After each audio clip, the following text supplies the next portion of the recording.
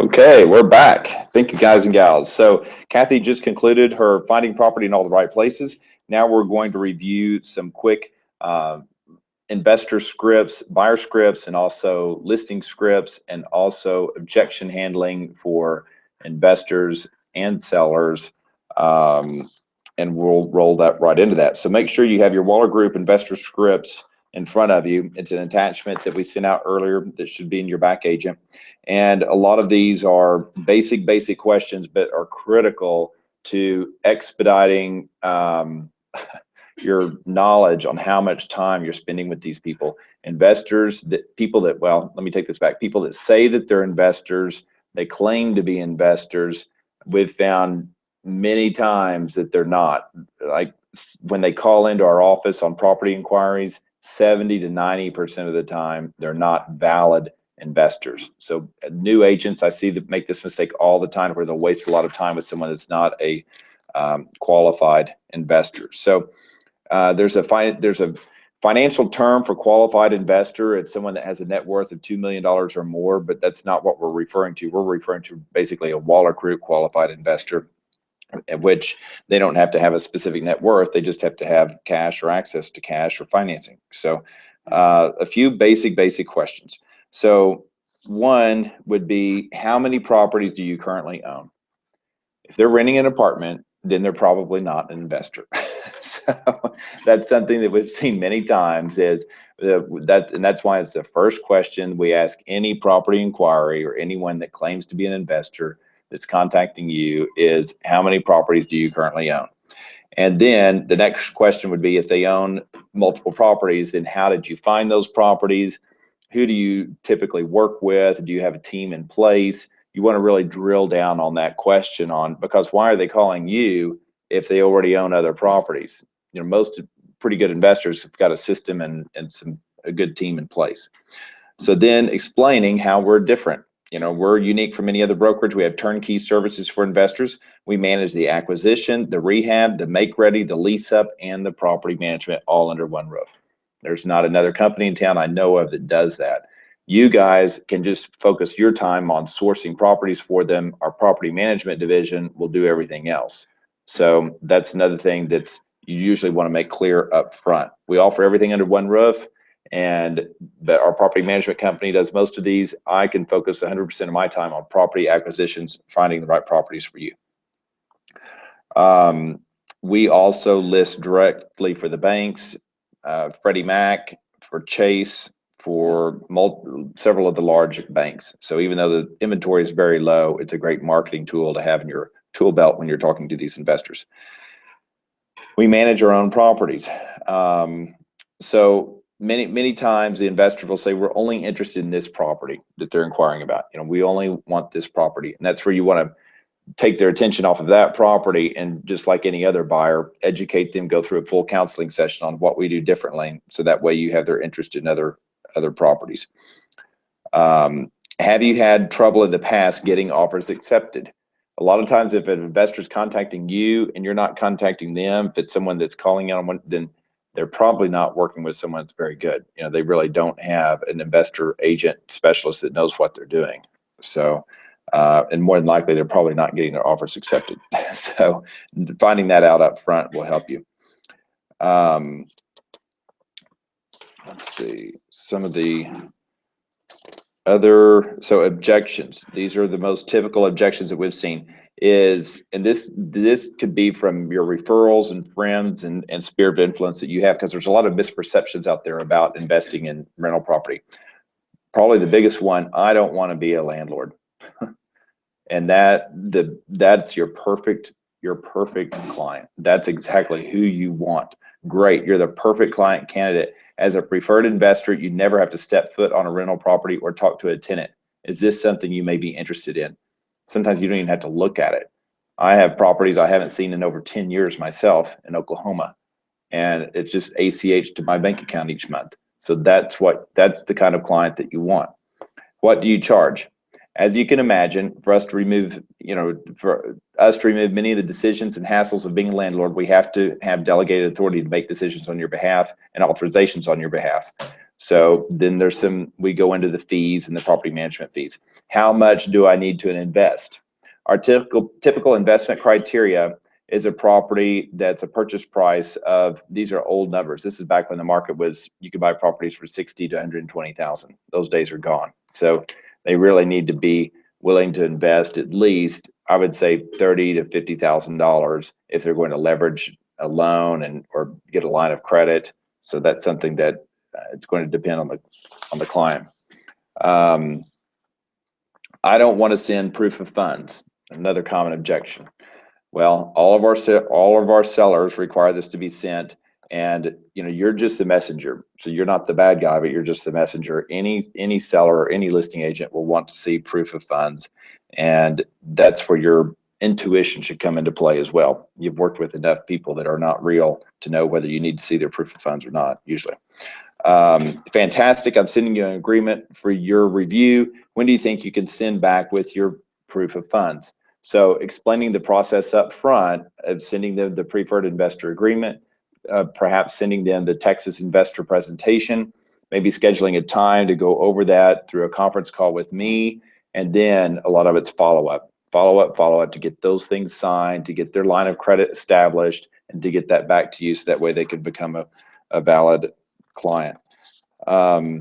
So what are some objections that, Kathy, you're in the field a lot with these sellers. What are objections that you hear when you're trying to get them to sign a listing agreement or sign a purchase contract, and you've found the house, this is going to be a hot listing that will go quick? Well, how fast can you close? What is the earnest money? How much earnest money should I accept for to make it serious? I always try to get the most earnest money I can. And because that means that somebody is serious on the deal. Oh, I'm talking, I kind of skipped around. So now we're talking on seller objections. Right. So yeah, well, when you're with the seller, okay, so when you have, they're going to ask you, what kind of earnest money are you going to get? Okay. And so they're going to ask you, how long is this? What is my timeline going to be, for this? Okay, so negative things? what keeps them from moving forward on that contract? Or what keeps them from moving forward? One that we've seen a lot, that I've seen a lot, is I don't want the property to be shown. I really don't. I don't want to list it in MLS because I don't want the property to be shown, or I have all these animals and I want an agent to be here, and I don't. Like, we never show investment properties that have tenants in them because we don't disturb the tenants. So until we get a negotiation, I assure them, I don't want my tenants to be disturbed. Well, we're not going to show the property. I'm going to take pictures. I'm going to go one time, and we're going to take pictures, and we're going to tell your tenant that we're upgrading your insurance policy, and we're going to go in and take video or pictures of it. And and especially at this time of the year where it's tax season and stuff like that, get stuff like that. And that way, until an investor makes a deal and we have a negotiated contract, do they get to come in and see it? Other than that, they're buying off pictures. So this is another way that I've handled that, and that is a very common objection that you'll have a lot, is schedule a 2-hour window, and that is, and when we've done this in the past, in fact, I did this on a Waller Group for sale by owner candidate about a year and a half ago, and they had 8 tenants. And so our open house, they let the tenants know, they get in 4 days notice. This is going to be open from 2 to 4 and for inspections, and there may be 20 different people going through there for inspections. We had to have several people at that house manning those units to make sure that there was someone at each door. But we actually ended up having closer to 65 people, 2 cash offers and 5 offers on that property that day. So, and that was before the market is what it is today. But preparing your seller up front to prepare their tenants for an open house 2 to 4 on that Sunday, and all showings, the only showing times available will be in that tight time frame. And that also creates kind of that auction process as well, which is important. These properties under $250,000, it is like an auction. So you want to treat it like an auction. Another one is a common objection that we used to hear a lot is, I can't afford to make repairs. I would love to get top dollar for the house, but I can't afford to make these repairs. Well, you as the agent, you're the problem solver. So that's why knowing all these objections up front and how to solve these problems is important.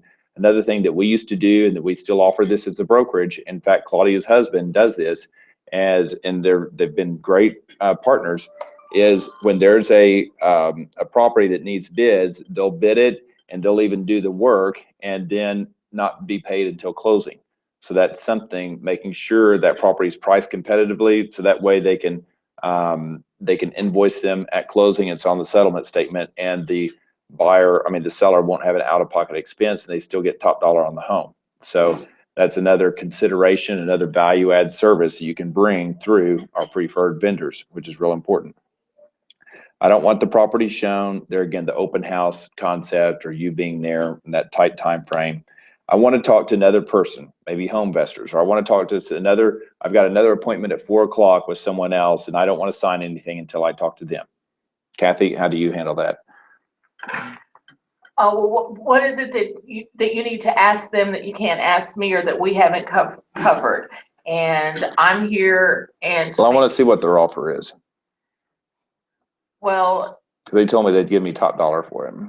Well, I'm giving you top dollar, and well, that's fine. Here's my contract. I'm for you now. If you don't sign this with me now, I'm not going to leave it, because I'm not going to have you shop it against them and show them my offer against your offer. But if they're going to be here at 4 o'clock, I'm just going to go preview around in the neighborhood, and I'll be back at about 4:20, because I know they're not going to stay longer than 20 minutes. All right. That's a golden nugget right there. That's real important. To follow up, you're going to be right there behind them. To follow up on that, I'd say don't make a decision until I have an opportunity. It's just like any other listing appointment. You want to make sure they commit to you to not make a decision. Have them sign it and tell them if they decide they want to go with the other person afterwards, just call you and you'll be able to group it up. People aren't comfortable with that. And the thing is, they'll use it to shop the other and I don't offer. want to leave it with Right. them. Right. I'm not going to, once they sign it, they want a copy of it. So I'm not going to leave my copy with them, because I don't want them to show home investors say, oh, well, it's 80,000. Well, I'll give you $80,300. Right.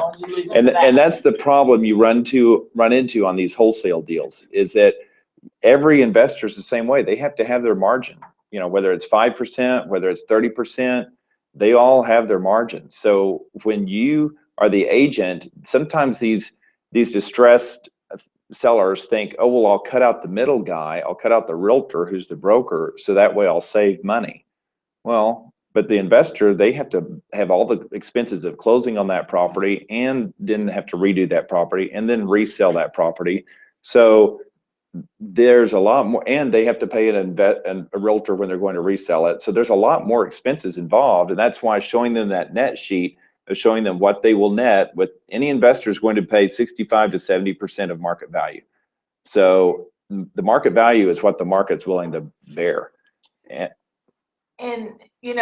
I tell them also, if you're, granted, I don't want to talk disparagingly about anybody else, but a lot of times these guys that are coming out to your house, this is the one and only time you're ever going to see them.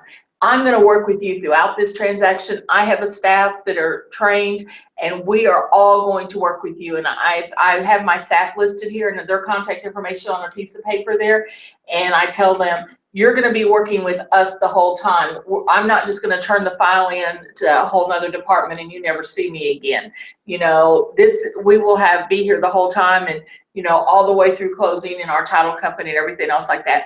You're going to be working with me, and we're going to have a relationship. And what's the percent? I kind of stress that a lot, that we're going to have a relationship. When you're competing with home investors and these other wholesalers, what's the percentage of those guys that don't close? To where they go and they shop the contract, and it's some person that doesn't really have experience, and they're not accurate on their valuations or on their repairs, and then they can't get the property closed. Well, Mr. Seller, do you want to be 2 weeks down the road the day before closing with everything moved out of the house, or your tenant, ready to move, and then find out you can't close? Or do you want me negotiating on your behalf to where I can vet out the buyers to make sure that they're real, and we can get top dollar for your home? So, and then that's where talk is cheap. But when you show them the numbers and you actually show them those net sheets and the valuation and your CMA and your analysis and your adjustments and what the repairs are, then that reinforces your credibility. And what's the number one problem that realtors have in the industry? Credibility. Yeah. So think about that when you're on these appointments. What are some other objections that we hear? I think we covered the 4 biggest ones. I can't afford to make repairs. I don't want the property shown. I want to talk to someone else before I make a decision. I don't want my tenants disturbed. Those are really the 4 biggest objections. So that's where you want to make sure that you can confidently handle each one of those. Okay, I hope this was informative and appreciate your time. And probably the biggest golden nugget I could offer you is Kathy as a resource and my experience as well working on these things, on these appointments, because it's experience that is so critical in all of this. Bring us your deals, And, we'll yeah. make them work, we'll figure out a way to make it happen. There are lots of different solutions for every deal. Between Logan and I, we can make it happen. Logan's here every single day, I'm here every single day, so there's no excuse. Some other companies you may want to just browse online. One is Norada Real Estate Investments. I'm not promoting or endorsing these companies by any means, but you need to know your competition. And these are kind of competitors. Home Union is another one. These are both based on the West Coast. Look at Norada. They've got some amazing marketing material. Yeah. They Community really Investor. It's a magazine to where people advertise for passive investments. Cash Flow Newspaper, Cash Flow Express, Memphis Invest, and Dallas Invest. You know, these are companies. It's one of the largest in the nation. MemphisInvest.com. Prima. You know, Kathy's very involved in Prima. So the certified the Community Home Buyer magazine is now Prima. Okay. That's going to be the Prima magazine. CIAS, that I don't think they're as popular as they used to be, Certified Investment Specialist, but those are all things to at least get familiar with, so that way you know what these investors are looking at out there. Okay, have a productive week and thanks for tuning in.